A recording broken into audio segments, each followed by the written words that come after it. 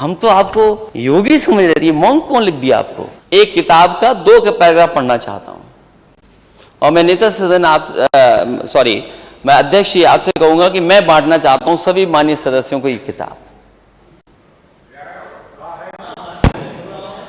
क्योंकि समाजवाद हमें कभी कभी बताते हैं कि समाजवाद ये है, समाजवाद वो है। हालांकि हमारे नेता सदन तो जानते हैं समाजवाद के बारे में, और लोग नहीं जानते, इसलिए उन्होंने अपने लिए एक किताब बनवाई और छपवाई और उसमें फ्रंट पे लिखा the rise of socialist, saffron socialist. तो क्या गलत है? अगर हम सोशलिस्ट हैं तो क्या गलत है? आप भी तो सोशलिस्ट हो। क्या ये जो किसानों को आप पैसा बांट रहे हो, क्या ये सोशलिस्ट सिद्धांत नहीं है?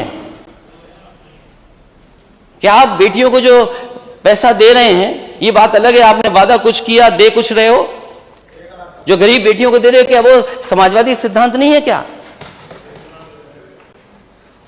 तो मुख्यमंत्री जी तो जानते हैं, नेता सदन तो समझते हैं, इसलिए उन्होंने किताब अपने लिए लिखवाई,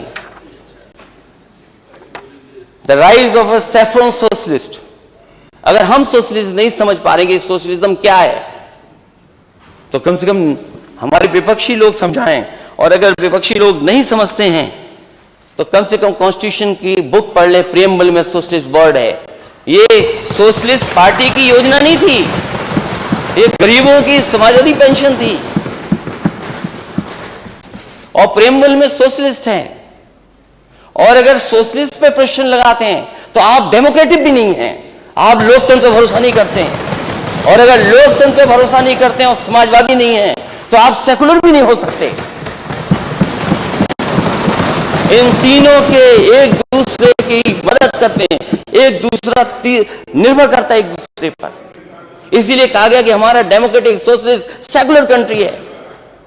अगर आप सोशलिस्ट नहीं है तो सेकुलर नहीं है, ना डेमोक्रेटिक है, और एक भी अगर हटा दोगे तो हमारा देश नहीं चल सकता।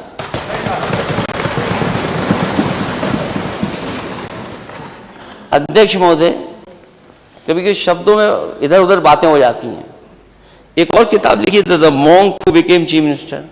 हम तो आपको योगी समझ रहे थे, मॉन्क कौन लिख दिया आपको? अब ये भी डिफरेंस आप ही बता सकते हो, हम तो नहीं जानते इस बात के बारे में। नहीं, मैं नहीं जानता डिफरेंस।